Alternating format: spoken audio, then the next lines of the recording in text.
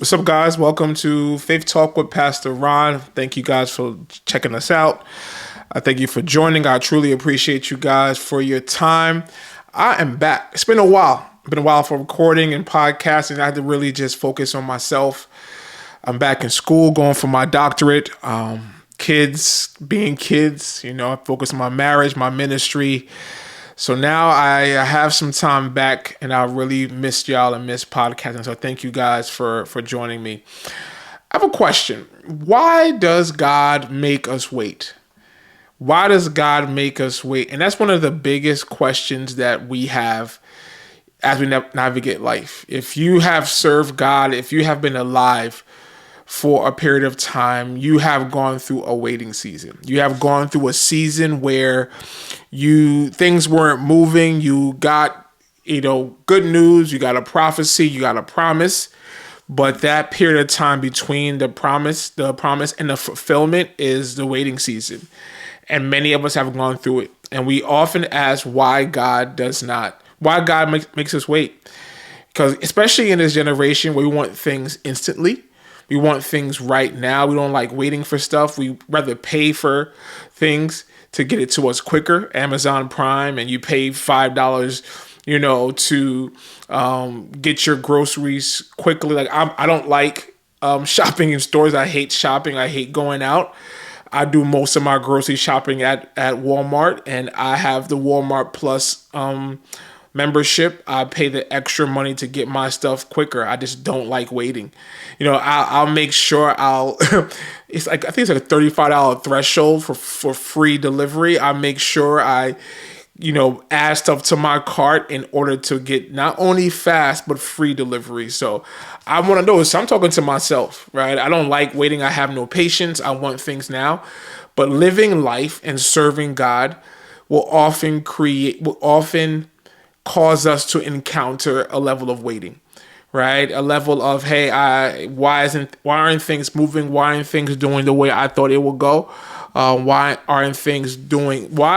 is life not lifing like I thought it would be? So it's a good question. Like, why does God make us wait? And I think that one of the main reasons why God makes us wait is because waiting is the place where God prepares us for what he's getting ready to give us, right? Our waiting season is the process. In our waiting season, it's, maturing and growing and God fixing your heart and allowing you to be prepared for the very thing that you're praying for. That if God gave you your blessing immediately, you would mismanage your blessing, right? So our waiting season is actually not for God, it's for us.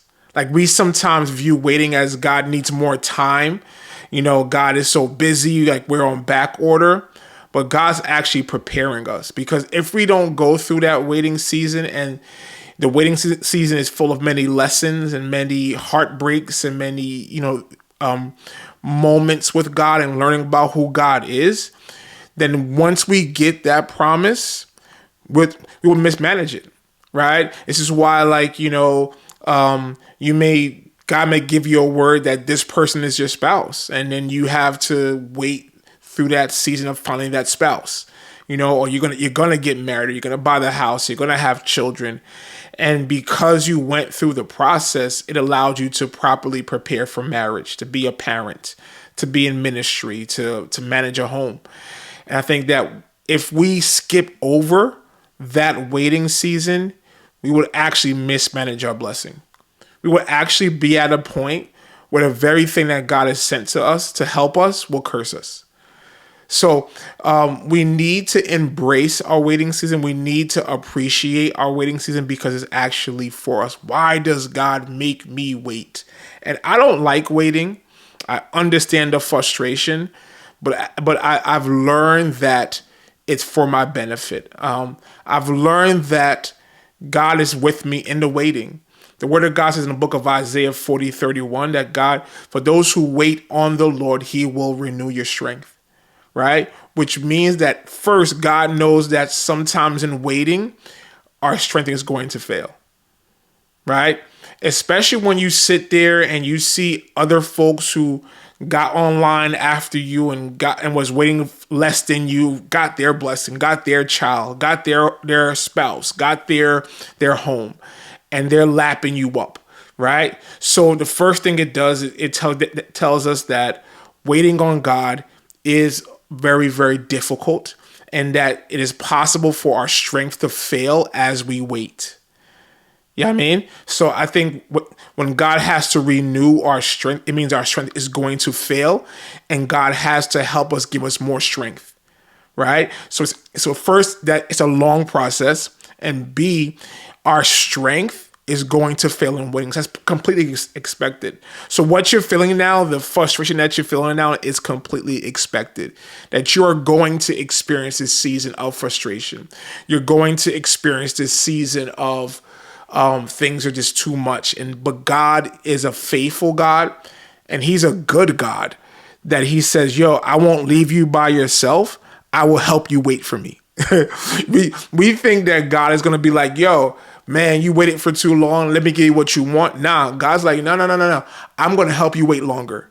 Right? Why? Why is that? Because God has a desired outcome in our waiting. So many of us, the reason why we are waiting on God and things aren't moving right is because of the fact we're not getting the lesson. So God said, okay, I'll make you wait longer.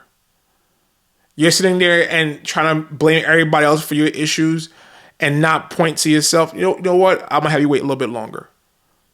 You feel me? So what God is doing, God is sitting here and saying like, yo, listen, you need to wait a little longer until I get the desired outcome. And we're sitting here rebuking, blaming the devil, blaming our family, saying it's a curse, when it's actually God prolonging your waiting. It reminds me of the people of Israel who spent 40 years in the wilderness, yo. 40 years in the wilderness. And I read somewhere that this was actually a journey that should have taken them like 40 days, right? But God had them, they had to go through the journey through 40 years, right? From leaving Egypt, where they got the promise, to entering the promise, right? Which is, right? So the wilderness is the in-between. Right. And the main reason why they had to go through it for 40 years and not 40 days was because God was waiting for all those who were disobedient to die out. He didn't want those that did not deserve to walk into the promised land. So He prolonged their waiting season. He prolonged their process in order to allow every person that does not belong in the place of promise to get into the promised land.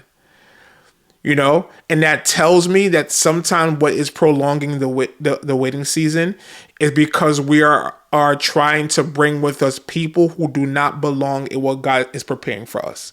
Where these very people are, because of their attitude, because they're just toxic, that they don't deserve to be in your place of promise. That certain friends, if you keep them around, they're going to ruin your marriage. They're going to cause strife. They're going to be like, yo, I want to go out with you all the time, and not knowing like, yo, I'm married now with a whole family. You feel me? So I think a lot of it is God saying, yo, certain people in our circle do not deserve to go where I'm taking you. So God is prolonging our season of waiting because God is trying to allow these people to remove themselves out of your circle. And also, if it may not be people, but sometimes God is prolonging the waiting to get it out of you. We are holding on to certain aspects of ourselves because we want to sit here and make sure like that's who I am. We accept certain things that God is trying to get out of us. There's certain things God is trying to get out of our heart. That He's sitting there and He's saying, you know what, I'm trying to get this out of you. So oftentimes our waiting is not only occurring, but it's prolonged because God is trying to get some things out of our hearts. God is trying to get some people out of our lives. You know, so the waiting, and one of the things that He may try to do as well, like, yo, God's trying to teach us patience. I heard something somewhere where the person was like, yo, I prayed to God for strength and he gave me grief. Like God just don't give us patience. God just don't give us strength. God allows us to go through certain things in order to develop strength, to develop patience, to be able to sit here and effectively wait on him. That's what God's trying to pull out of us. God's trying to help us to effectively wait on him. And the only way for us to develop that muscle is by being at a place where God is going to put us in a situation where we need patience. Right? So in essence, what the waiting season is also there for is a level of growth. We do not grow if you don't want to go through some stuff. You cannot grow if you're not going through the process. Like, my people from Philly, you're good for saying, especially now with LeBron in Philly, like, trust the process. Like, it's a process, right? Teams just, in this example, teams just don't win. You see, like, the Spurs, for example, a great young team. And many people were like, yo, they had to go through what they went through against the Knicks in order for them to learn how to win. Like, they're currently in the process. They have the talent, they have the gifting, but they're not ready yet. And part of the process is getting these losses. Sometime in that season of waiting, you're going to catch some L's. Like, I'm not going to sit here and paint like waiting is sweet. Like, oh, I love waiting on God. Hey, I love being passed by. I love having years and months and weeks of not seeing anything in my life. I just love it. Gee golly gosh. That's not how it is, fam. It's tough. Waiting on God is tough. It tests your faith in God. It causes doubt in God. But God says that you have to get through it in order for you to effectively know who he is. And can I tell you another secret? You have to go through it to know who you are as well. There's a lot of things that I learned about myself in my waiting season. A lot of things I thought I had under control. There's things that I thought were not existed in my life. Son, I only learned that through my season of waiting. So I think we need to realize that there's value in us waiting on God. And as we wait on God, it's only to our benefit. So as opposed to sitting here and saying, God, why am I waiting? Stop the wait. You say, God, what are you trying to pull out of me?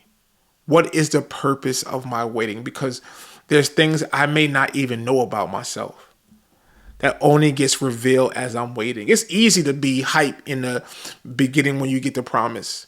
It's easy to be hype when you get the manifestation. But you really know what kind of person you are is in the waiting season. Son, like, not only what kind of person that you are, what kind of friends you got. Everybody want to be your friend when you get the prophecy, when you get the word like, hey, this is about to happen.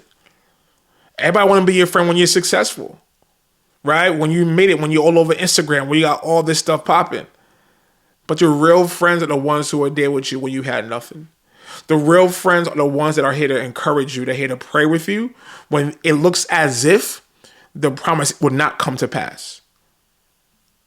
But they're like, yo, son, listen, don't forget, get up. Let's work out. Let's keep pushing. Let's keep applying. It's going to happen. Those are your real friends. You feel me? Like, those are the ones that you can really count on, that are there to just pour into you and sow into you financially, emotionally, like, yo, take you out. Be like, yo, son, share your posts. Like, everybody want to share your John when you have 1 million. But who wants to share my John when I have 100? You feel me? Like, you need those people who are the real ones. And that is only revealed in your season of waiting. That's only revealed in those moments where you sit there and you're forced to wait on God. So I want to encourage anybody who's waiting on God right now. I want you to realize that this fire of waiting, this frustration that you're feeling, this season that you don't like right now, is not against you. It's actually for you. It's what God is getting ready to use to prepare you for your blessing. Because the worst thing that could happen to you is that you're unprepared in your season of blessing. That you're sitting here ready again, praying and say, God, give me X, Y, and Z. And meanwhile, you're not ready for it. Meanwhile, your heart's not right before it. So yeah, I want to encourage you, man. I want to push you. I want to let you know that God got you. That God's getting ready to do something great in your life, and God is with you in your waiting. And instead of you sitting here and be like, yo, God, stop. It's not fair. You sit here and say, God, why am I going through this? And God will reveal it to you, bro. And I promise you, the waiting process makes it that much sweeter. Look at the Knicks fans. I'm a Knicks fan. You know that's my squad. The fact that we had to wait 53 years, bro. You know, I'm 46. I've been a Knicks fan since I was 7. So 39 years of waiting, of pain and defeat. And I'm sitting here seeing teams like the Heat that just coming after us and get multiple titles. And the Spurs get multiple titles. The Warriors get Steph Curry right before our pick and all that. I see all that. I'm like, yo, dang, man. But then when I sat here and the Knicks finally won, I cried man tears, bro. I wept. Because like, yo, it felt so sweet. Not saying that I enjoyed waiting. It was some seasons where I was embarrassed, where I felt like, yo, why do I do this to myself? And I go through it. But yo, I sit there and it was sweeter. On the other hand, imagine me sitting here seeing my son who's 7, who really just started being a Knicks fan like 2 years ago when Jalen Brunson got hot and the Sixers stopped winning. He gets after 2 years to experience a season of championship. Like, I'm like, dang, I could have had this John 37 years ago. But then the experience that I had in making it and winning was that much sweeter. You know what I'm saying? It was tough, but I'm glad I waited because I saw my team win a championship. So be strong. God has not forgotten about you. God's actually with you in your waiting season. And this waiting season that you are going through is not against you. It's actually for you. I pray this blesses you. Thank you for your time. Don't forget to like, share, and subscribe. Help this grow. God bless you. I love y'all, man. Peace.